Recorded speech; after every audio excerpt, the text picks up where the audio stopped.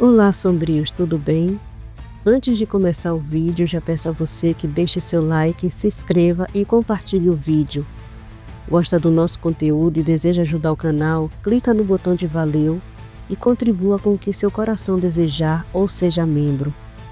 Faça parte do clube de canais, acesse o link na descrição do vídeo e veja qual categoria é mais confortável para você e faça sua inscrição. Também estarei deixando o Pix na descrição do vídeo caso queira nos ajudar dessa forma. Desde já, eu agradeço. Caçadores, parte 6. As burras de padre, final. Quando o entardecer começou a dar lugar às trevas da noite, Sariel saía da fazenda de seu Aurélio segurando um saco. Seu rosto estava sério enquanto calculava o tempo necessário para sua tarefa. Assim que entrou na mata, longe das vistas humanas, ele abriu suas asas negras que se expandiram com elegância e imponência. Com um salto ágil, Sariel alçou o voo, cortando o ar com uma rapidez impressionante. Do alto, a floresta parecia um grande tapete escuro, pontuado por pequenas luzes das fazendas e casas distantes. Os olhos afiados de Sariel observavam cada movimento, sua visão sobrenatural captando onde cada mulher amaldiçoada deixava suas roupas antes de se embrenhar na mata. Ele realizou voos rasantes com precisão impecável, recolhendo cada peça com um movimento fluido antes de seguir para a próxima. No entanto, na fazenda de Aurélio as coisas saíram do controle. As portas do estábulo não foram devidamente presas, e Joana, em sua forma de mula sem cabeça, escapou. Seu galope insano foi uma visão aterrorizante. As chamas que substituíam sua cabeça, lançando uma luz alaranjada e distorcida à sua volta. Ela galopava em direção à cidade, os cascos batendo como tambores ensurdecedores na escuridão. Quando Joana entrou na cidade, o horror tomou conta da população. Pessoas saíam às ruas atraídas pelo som aterrador, apenas para se deparar com a visão grotesca e sobrenatural. Uma mula sem cabeça, o fogo ardendo onde deveria estar o pescoço. Gritos de medo ecoavam pelas ruas enquanto as pessoas corriam em pânico, algumas deixando cair seus pertences na fuga desesperada. Crianças choravam, e os mais idosos, se benzendo, buscavam abrigo dentro de suas casas. O cheiro de carne queimada e fumaça invadia o ar.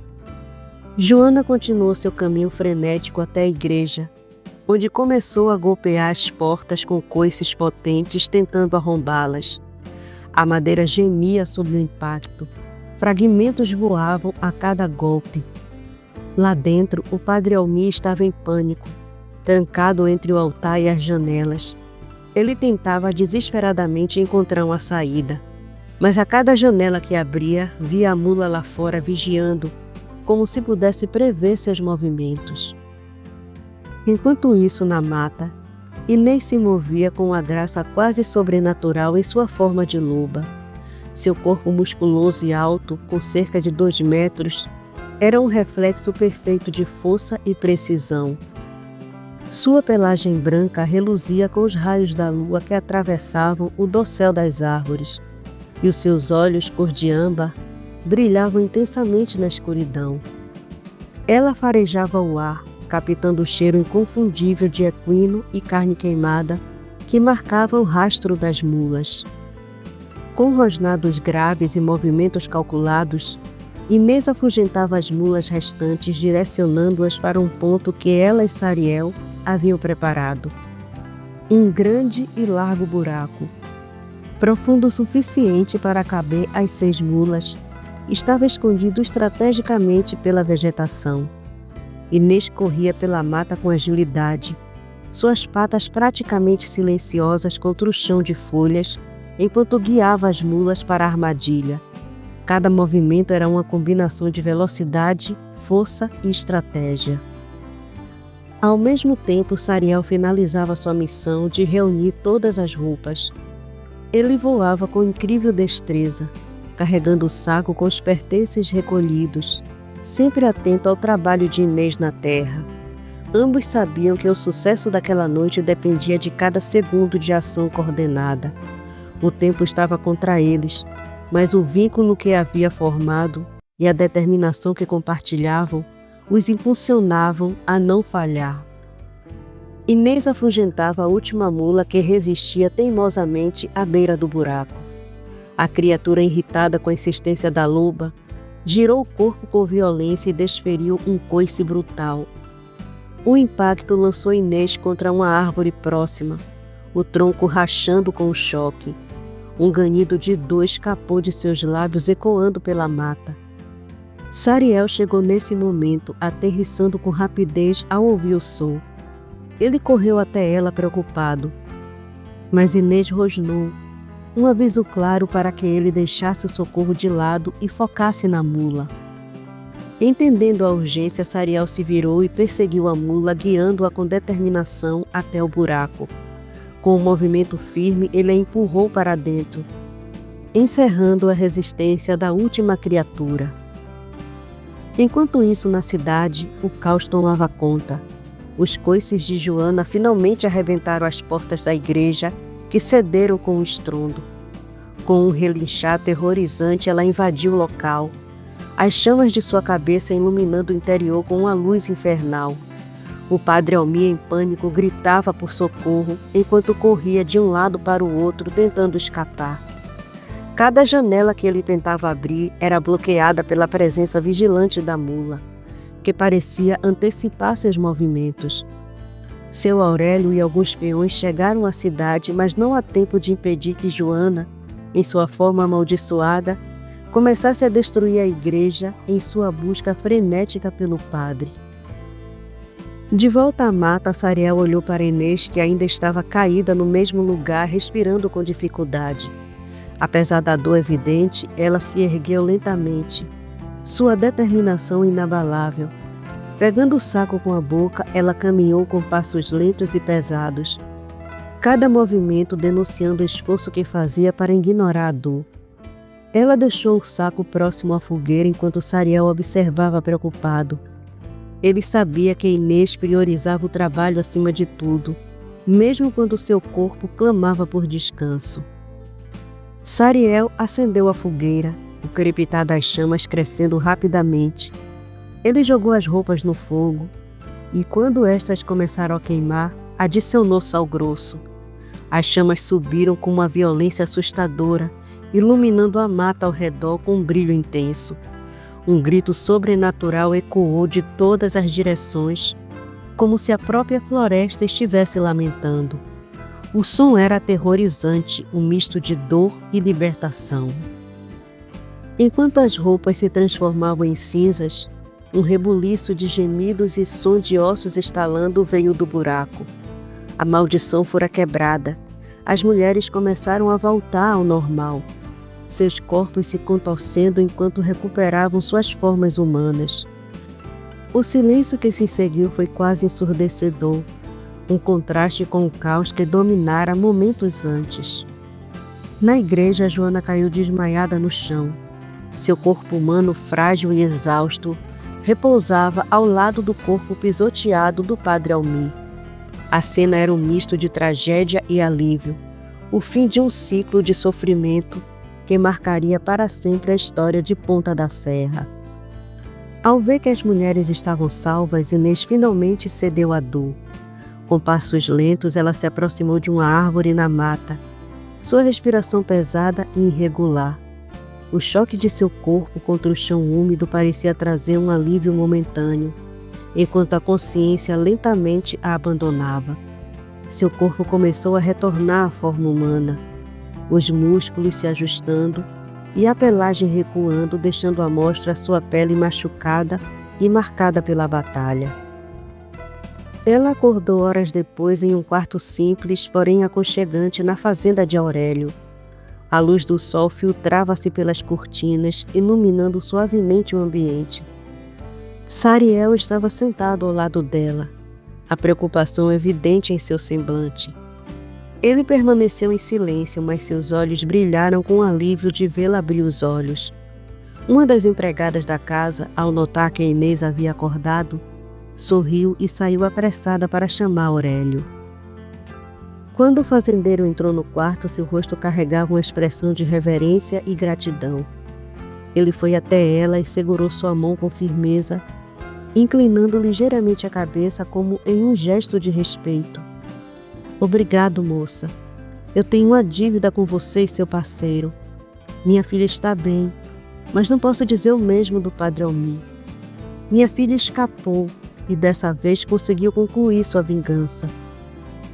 Disse ele, sua voz carregada de uma mistura de alívio e resignação. Aurélio narrou os eventos que se desenrolaram após a quebra da maldição. Ele contou como cada mulher retornou para sua casa, livre do tormento que carregavam, mas destacou que Ponta da Serra jamais veria um padre com os mesmos olhos. A desconfiança plantada pelos acontecimentos recentes deixaria cicatrizes duradouras na comunidade. Inês permaneceu na fazenda por alguns dias, recuperando-se sob os cuidados do noivo de Joana, um jovem médico que fazia o possível para ajudá-la a se recuperar. Durante esse tempo, Sariel ficava próximo, atento a qualquer necessidade, mas sempre respeitando o espaço dela. Em um momento em que estavam a sós, Inês se virou para Sariel. A curiosidade é evidente em sua expressão. O que aconteceu depois que a maldição se foi? Perguntou ela, sua voz suave, mas firme. Sariel a observou antes de responder, sua voz carregando uma honestidade serena. Você voltou à sua forma humana, mas estava muito machucada. Eu a trouxe para a fazenda de seu Aurélio, eu não sabia como ajudá-la. Como lhe disse, meus poderes são limitados. Ele mandou chamar o noivo da filha que cuidou de você. Inês ouviu em silêncio, processando o que ele dizia. Finalmente ela segurou a mão dele, seus dedos tocando os dele com firmeza. Obrigada, disse ela com um pequeno sorriso. Fez bem em buscar ajuda. E mais que isso, foi discreto e cuidadoso. Sariel sorriu, um lampejo de felicidade passando por seu rosto ao receber a aprovação dela. Era um momento simples, mas carregado de significado para ambos.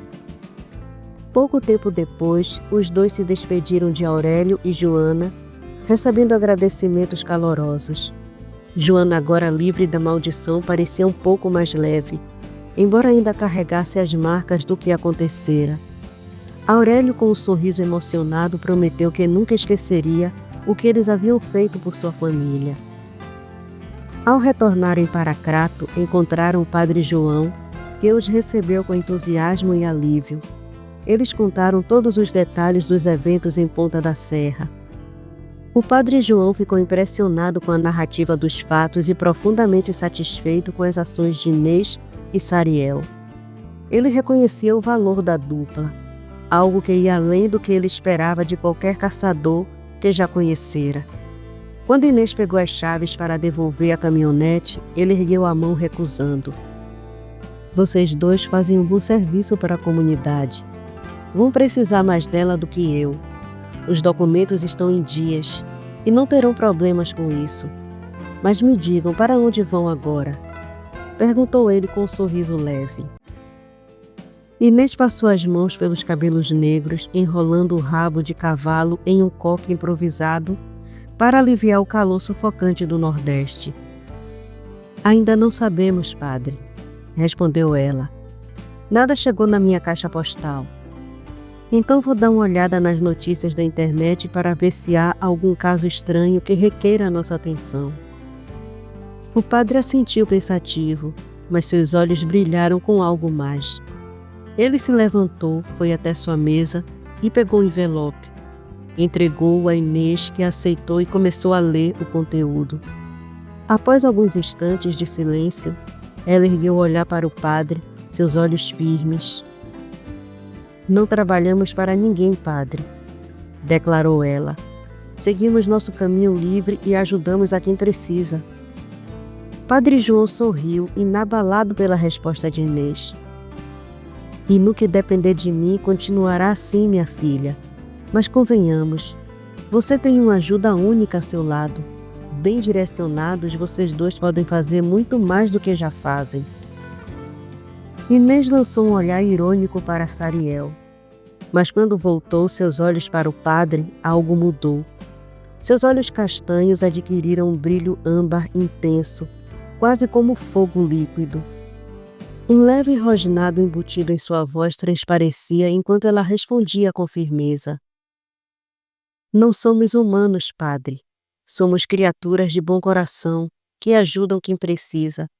Reconhecemos que, por termos habilidades e certos poderes, podemos melhorar a vida de algumas pessoas, mas não temos senhor nem líder.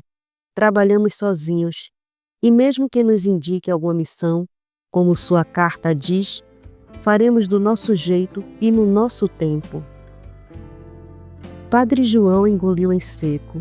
Diante dele estava mais do que ele jamais imaginou encontrar: uma loba e um anjo.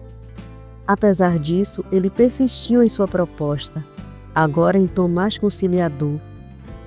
Faremos do seu jeito, minha filha. Estamos sem pessoal. Muitos abandonaram ou foram mortos. De todos os caçadores que conheci, nenhum é como vocês dois. Por isso pensei em propor essa parceria. Inês não respondeu de imediato. Seu olhar analisava o padre com atenção antes de se levantar e chamar Sariel para um canto mais afastado. Ela cruzou os braços e explicou em voz baixa. O padre João não é só um pároco que cuida de uma comunidade. Ele trabalha para uma agência que caça criaturas sobrenaturais. As que saem da linha. É uma área nova da igreja voltada para isso. Eu não gosto da ideia de trabalhar para alguém, embora seja uma vantagem saber onde as coisas estão acontecendo, mas não vou decidir isso sozinha. O que você acha? Sariel pensou por um momento, sua expressão serena como sempre antes de responder. Desde que o padre mantenha nosso segredo e que ninguém nos casse, acho que podemos aceitar a proposta dele, desde que seja nos nossos termos. Inês assentiu lentamente, absorvendo as palavras dele. Com os limites bem claros, a parceria parecia algo que poderia funcionar. Naquela tarde, depois de acertarem os detalhes com o padre, ambos se despediram e partiram da igreja de Crato. A caminhonete oferecida pelo padre levou-os em direção ao sul, rumo à nova missão. O destino? São Joaquim, em Santa Catarina, a cidade mais fria do Brasil. O frio do sul traria novos desafios para a dupla, mas também um novo mistério aguardava para ser desvendado.